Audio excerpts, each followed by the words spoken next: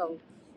In this introduction video, we will introduce the issue of urban design and inequality on the neighborhood level and its public spaces. We'll elaborate a bit on theory and show you examples. But first we start here at the Kop van Zuid in Rotterdam. The Erasmus Bridge was opened in 1996 as a connection between the city centre and the south bank of the River Maas, a then abandoned harbour area.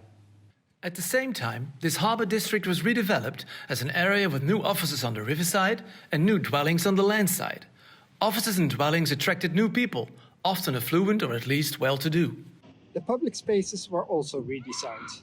On the exception of some plain squares with port view, it became an efficient street network, serving the new inhabitants to enter parking facilities underneath their premises, or to enter the new metro station in order to move elsewhere.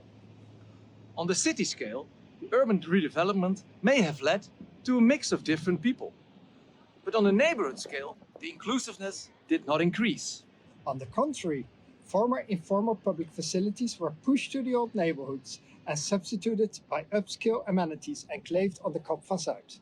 The Rijnhaven Bridge to the Katendrecht Peninsula opened in 2012. It broke certain isolation of the redeveloped area and created a connection for pedestrians and cyclists to the next pier. Here a public square emerged, as did vibrant, trendy places. Still, the old neighborhoods on the south bank stayed isolated. Let's go to one. Just behind the old dike at the south bank of the River Maas, the Afrikaner neighborhood is located. It has been built from the 1900s onward for dock workers. Since 1960, it has evolved in one of the most multicultural neighborhoods of the Netherlands, with 127 nationalities living in it. During the last 20 years, a lot of buildings have been renovated and new dwellings were built. The livability is improving. In the center of the neighborhood is the Afrikaner Square, which hosts one of the largest markets of the Netherlands. At this place, you see a hyper-diverse society. The intense diversification on the population in economic, social, cultural and ethnic terms, but also with respect to human behavior and activities. This gives respect to complex relationships emerging in our globalized cities, beyond statistically boxing people. And more so, it provides multiple ways to bring people together and to design for these particular groups. Before 2003, the square was very fragmented, spatially as well as functionally, with different groups using different zones. But this changed when a new design of the public space was made by Okra Landscape Architects. The market continues to bring groups together, and in the center a big lawn with straight connections was made, being used by everybody. So people have their shared space, including different groups. At the level of the neighborhood, inclusion takes different forms. The challenge is to understand the local territory and thus the local people, rather than to interconnect every place to every place. In this part, we will look at the theory behind the question. Does the increase of social mobility and mixing housing add to the inclusivity on the level of the neighborhood?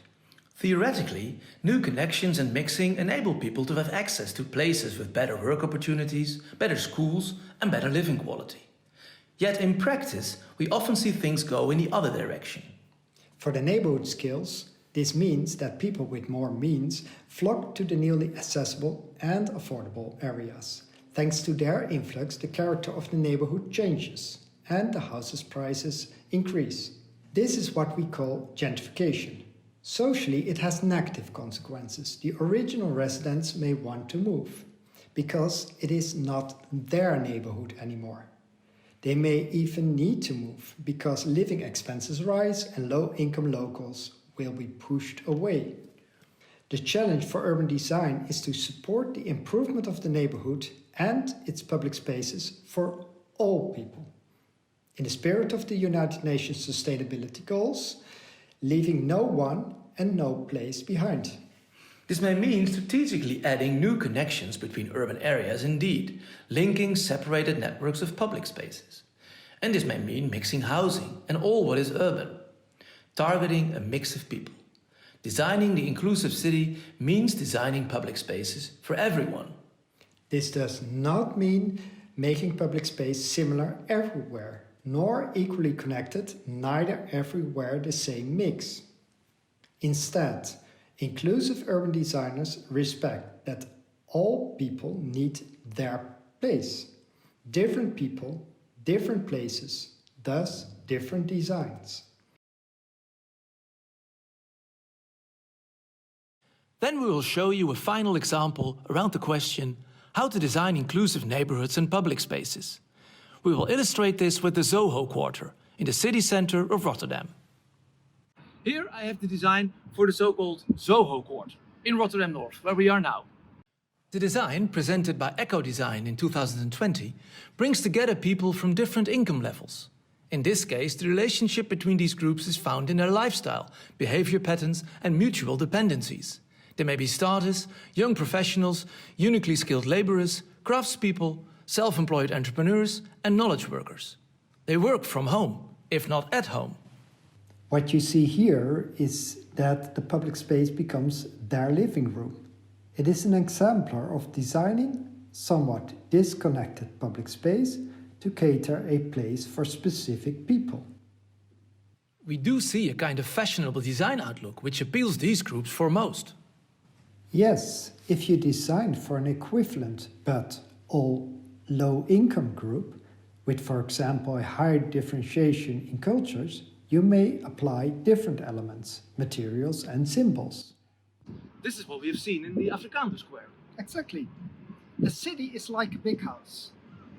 In the network of public spaces there's room for everybody. We design shared spaces on all the levels of skill. And this is an important and most recent lesson.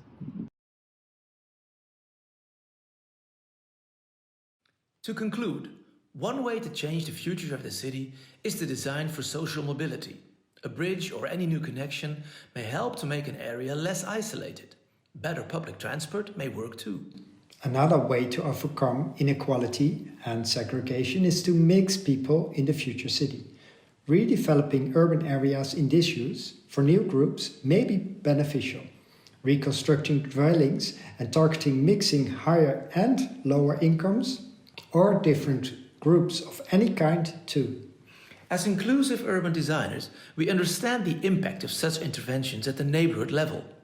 We do not want the negative effects of gentrification, nor an upward progress pushing people out. Connectivity and diversity inform our assignments, and they can be changed. Finding a balance is crucial.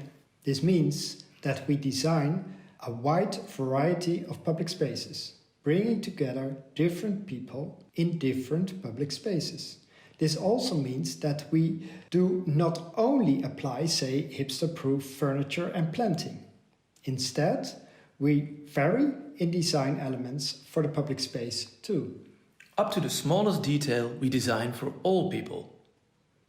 After this introduction video, you can watch the analysis video on the neighborhood scale, which will continue on how to map neighborhoods, public spaces, boundaries and connections.